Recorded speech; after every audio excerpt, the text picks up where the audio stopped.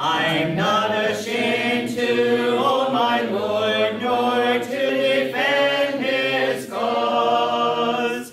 Maintain the honors of his word, the glory of his cross. I want us to think this evening about victory. Victory over any challenge is a wonderful feeling. I have a picture at home of Tammy in her kayak with her arms raised up over her head with paddle in her hands, showing a sign of victory. The time we took that picture was an exciting time for us. You see, we had just paddled for 6 days from Ottawa to Kingston, 210 kilometers. And victory was sweet. I was proud of her. We had some beautiful days, but we also had some very grueling days. But we had done our homework, we fine-tuned our plans, and we finished our goal. And it was time for celebration. Now I want us to consider this evening victory over something that is far more serious than a 210 kilometer paddle. What about our victory over sin? How sweet it is, isn't it, when we accomplish that challenge? But to do that, we need to get the facts straight. And let's start first at the beginning. First off, a large number of religious people believe that we are born in sin. That is what I call a pass the buck attitude. And man is famous for that, isn't it? We're always passing the buck on to someone else. God created us in his image. Let me get organized here. Victory over temptation is what we want to look at this evening. God created us in his image. We'll share our readings this evening. Can we see the words on there? You want me to read? Yeah, okay. Then God said, "Let us make man in our image, according to our likeness, and let them rule over the fish of the sea, and over the birds of the sky, and over the cattle, and over all the earth, and over every creeping thing that creeps on the earth." Okay. I didn't know if it was centered on the screen. Yeah, the screen got turned somehow. Yeah, I don't know what happened there, right?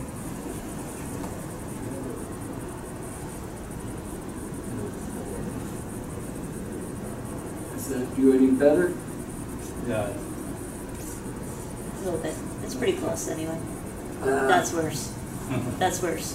Is that? Yeah, turn it back the other way. That's worse. That's a bit. Maybe that's the way I made the slides. Yeah, No, that's it. good. That's I it. think It just got turned somehow. That's good? Yeah. Okay. Okay, back to our thought here. Those that say we're born in sin. This verse tells us that God has created us in his image. Now, God is not flesh and blood. So this has to refer to our intellect, our minds, and our souls. They were formed after the nature and perfection of our God. Ecclesiastes 7:29. Henry, you read that please. Behold, I have found only this, that God made men upright, but they have sought out many devices. The writer of Ecclesiastes backs that thought up, doesn't he? God made us upright. We were created upright. But the problem began with us when we search out many devices. We are not born in sin. Sin is born in our hearts. It's not there till lust conceives it. Look at what James says in James 1:15. James says, then when lust has conceived, it gives birth to sin. And when sin is accomplished, it brings forth death. Now look at what James says prior to this in verse 14. I'm not sure if I have that. But each one, or Tammy? But each one is tempted when he is carried away and enticed by his own lust. Okay, we are tempted. And then when we are carried away by our lustful desires.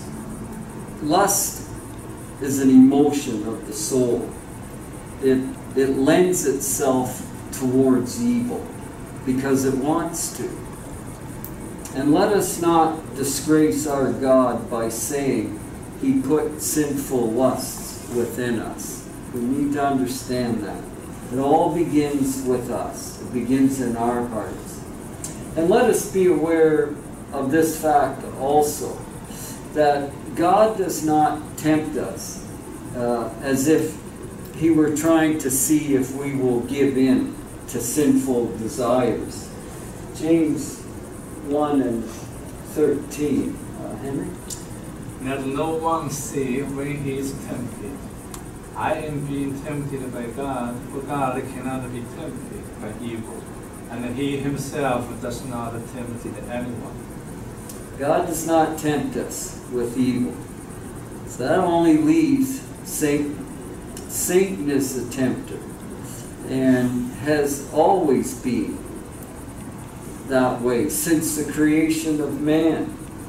We look at Genesis 3, verses 1 to 5. I'll read this slide, and then Tammy, you can read the next slide.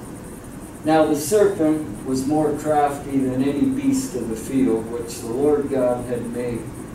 And he said to the woman, indeed has God said, you shall not eat from any tree of the garden?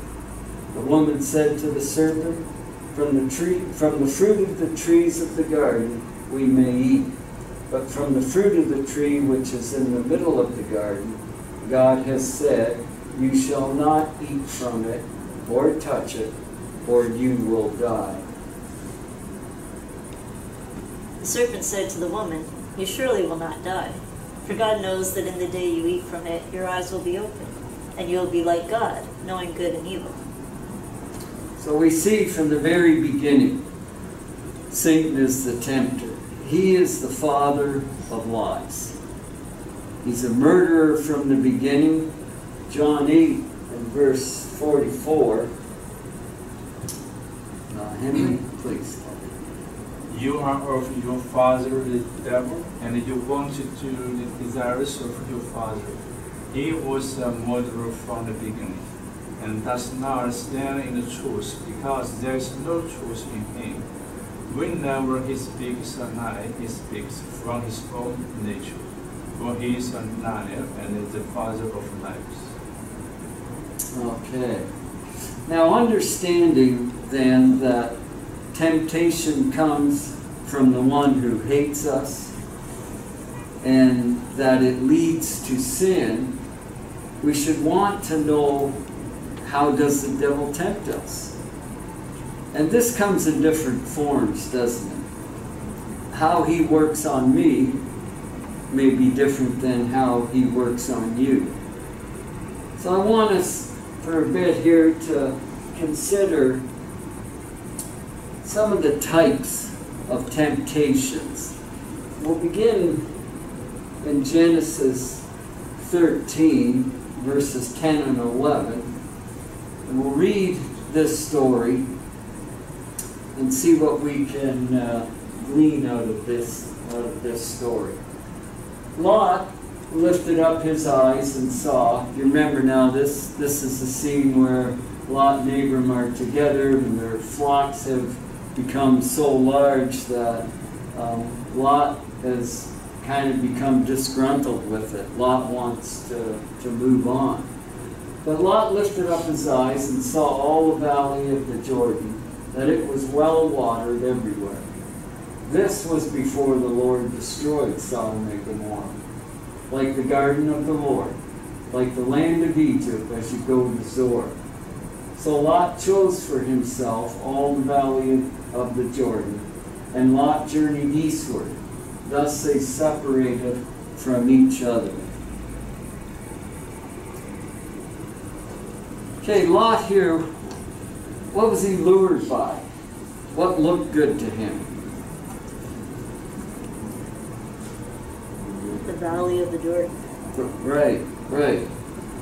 He was lured by the water, which meant that it was good grazing ground because they were sheep herders.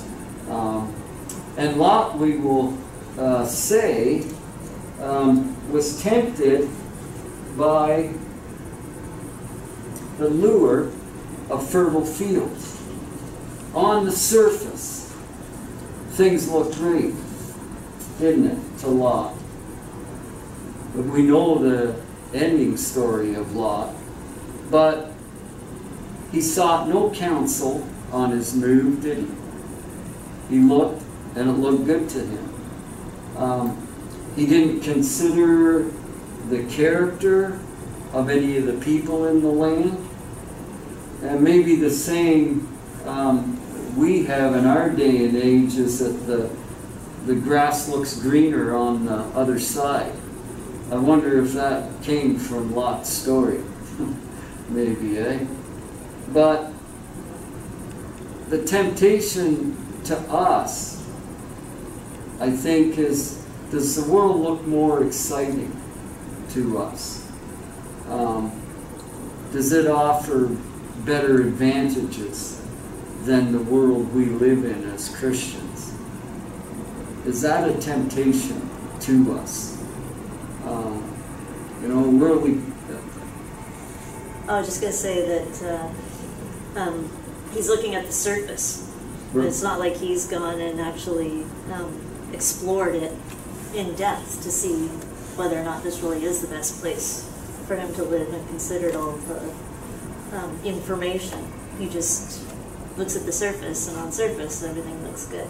Yeah. Physically, at least, it looks good. And away he went. Never did any homework. No, nothing, did he? And I thought of like Sodom and Gomorrah. He didn't look into that, the people in that town. But that's right. But the temptation of what he saw drew him away. It's amazing, really, when we think about it, and not only Lot, but how often do we do things like that? We jump at what looks good at the moment, never considering any of the problems afterwards. In the world, living the life of a Christian, we live a stricter life. We're happy doing it, but the world, what it's offering is always nagging away at us, trying to change us. So I thought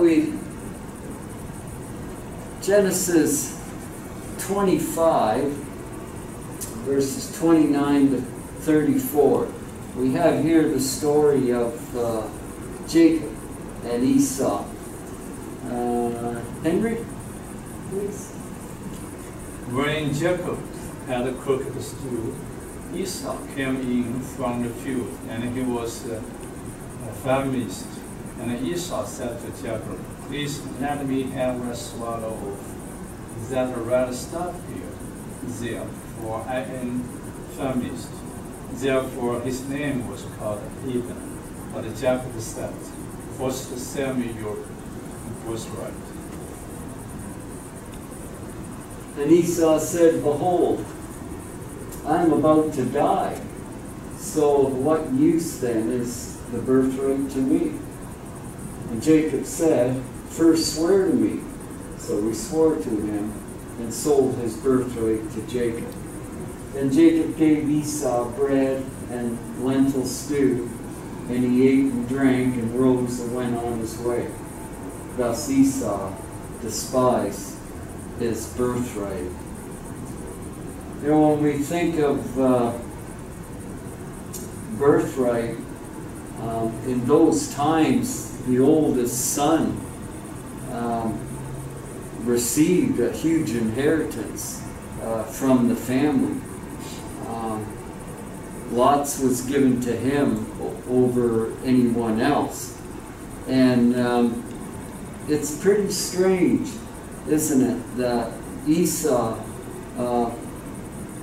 was ready to dispose of his birthright for a trivial present gratification, if you will, especially lentil stew.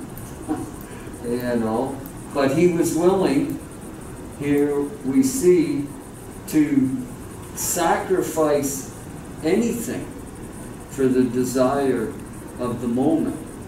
He sacrificed, you know, I was trying to think of what we could compare that to. Birthright, maybe if we had parents that were in business and we were to get half of the business, and we're so ready to get rid of that, you know, and Esau was willing to sacrifice that to fill his empty stomach.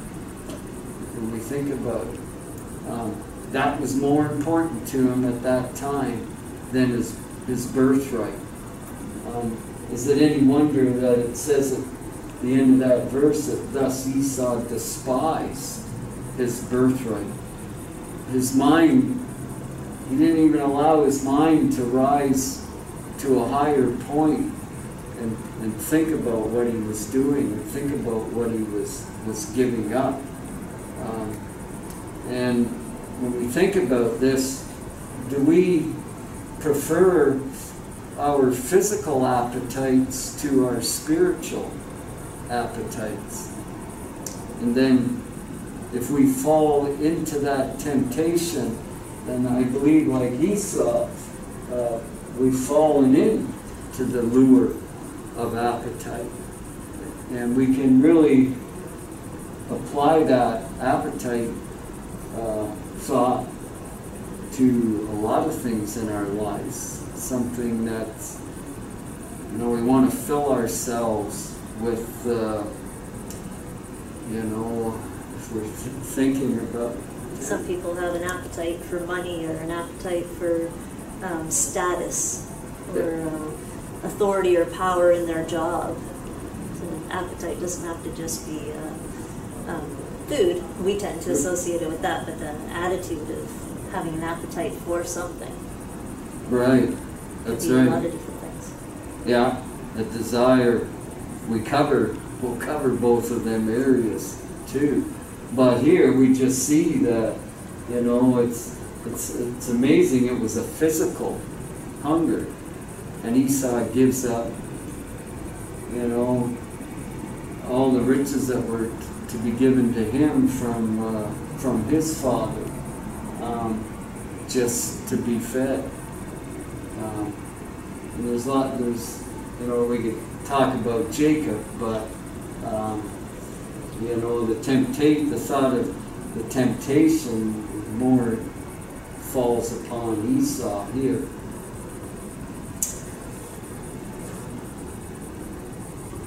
Joshua 7 and 21. We see here, this is the story of Achan. This was remember when Jericho was destroyed. My turn to read? Or yours? When I saw among the spoil a beautiful mantle from Shinar, and 200 shekels of silver, and a bar of gold, 50 shekels in weight, then I coveted them, and I took them. And behold, they are concealed in the earth inside my tent, with the silver underneath it. Okay, this is Achan now speaking here to Joshua. Jericho. Can you remember what God had said to do with Jericho? Can you remember when they destroyed it? They were to utterly destroy it. Yeah, not take anything. Yeah, they weren't. No spoils were to be taken. And but Achan,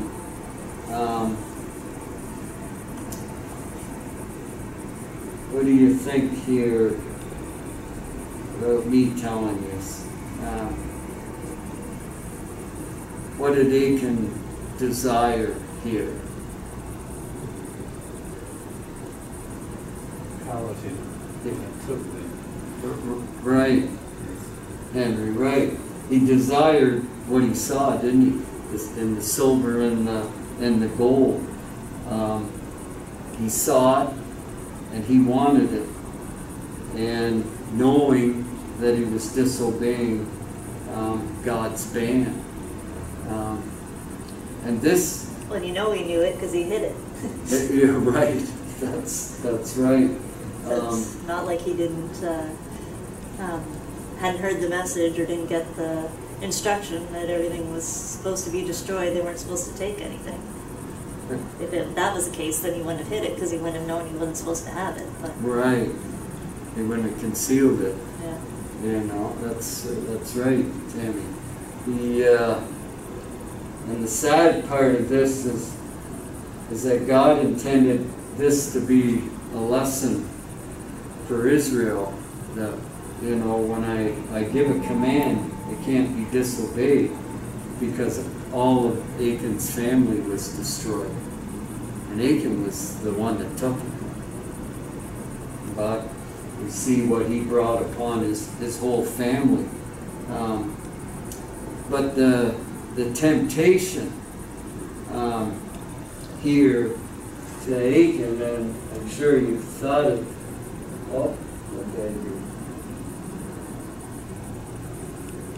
oh, we saved it for this one. Okay, sorry. 1 Timothy 6 and 10. My reading? Henderson. For the love of money is the root of all sort of evil, and some by longing for it have wandered away from the faith and pierced themselves with many griefs. Okay, there we have it. You think the temptation was in Achan's time and maybe on Achan's shoulders, but this challenge is ever before us, and maybe even more so now than in Israel's day, isn't it? And we just call that the lure of riches. It can be a pretty powerful temptation, can it? When we see, we see what others have. We can desire that, not be content with what we have. We'll move on then, and we'll try and... We're in 1 Kings now, and Solomon here. Now King Solomon loved many foreign women, along with the daughter of Pharaoh, Moabite, Ammonite, Edomite, Sidonian, and Hittite women, from the nations concerning which the Lord had said to the sons of Israel, "You shall not associate with them, nor shall they associate with you, for they will surely turn your heart away after their gods." Solomon held fast to these in love. He had 700 wives, princesses, and 300 concubines, and his wives turned his heart away. For when Solomon was old, his wives turned his heart away after other gods, and his heart was not wholly devoted to the Lord his God, as the heart of David his father had been. Okay, Solomon's fall here is traced to what? What can we trace his fall to? What was his downfall? He lusted after the foreign women. Right, his love of foreign women. And you know, when we think of Solomon, there's a temptation here that really needs to be taken note of, because how could such a pious boy in his youth, remember Solomon in his youth, how could he have become an old and foolish king? You know, well, it was simply a love of the world. A ceaseless round of pleasure had created within him a state of mental darkness, if you will. He had completely become oblivious to God and God's blessings and what he was like when he was a young man. And I thought, like, what a warning Solomon's disgrace should be to each of us concerning the opposite sex. As we thought that the lure of lustful love will always prove fatal. We see it in our day and age. We see it on the news all the time. Families destroyed, children messed for the rest of their lives, all because of a situation like this, a temptation. And Satan certainly knows that, you know, this is a powerful one that needs to be heeded. And we'll try our last one here, get through this part, and then we'll finish off next week. But in Mark 10, verses 35 and 37, is that your reading, Henry? Yeah. Okay.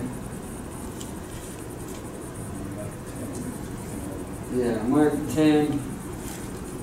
Yeah, we'll fix that next. Yeah. Yeah, I don't know what happened there. We'll bring that. Probably the way I made it, the slide. I don't know. Yeah, Mark 10, 35 to 37. Then James and John, the sons of Zebedee, came to him, saying, Teacher, we want you to do for us whatever we ask. And he said to them, What do you want me to do for you? And they said to him, Grant us that we may sit, one on your right hand and the other on your left, in your glory. Okay. What may have triggered this question here in this reading began in Matthew 19 and 28. Remember when Jesus was with his disciples, he said to them, Truly I say to you, that you who have followed me in the regeneration, when the Son of Man will sit on his glorious throne, you also shall sit upon 12 thrones, judging the 12 tribes of Israel. Without getting too in depth here, but just to help us see what's going on here, the disciples always struggle with their understanding of an earthly kingdom and a spiritual kingdom. And as we see here, and also in verse 41 of this chapter, the other 10 disciples were thinking the same way. They were always thinking of an earthly kingdom. And by Jesus saying this to them, then they're thinking of an earthly kingdom more than a spiritual kingdom. And according to Matthew's account of our reading in Mark, it seems that James and John got their mother to open this conversation with Jesus. But Jesus, knowing hearts, quickly confronted James and John with that. And with the mention of thrones and sitting in power, James and John, I believe, fell victim to the lure of ambition. And I think that was brought out earlier. You know, the thought of power in a place of preeminence is pretty tempting. And this was not a reference to literal thrones, but to spiritual thrones. And they didn't see that. The spiritual thrones of eminence and authority in Christ's kingdom, from which they would exercise influence, not over fleshly Israel, but over spiritual Israel, which is us, which is the church. The New Testament, all the apostles' teaching.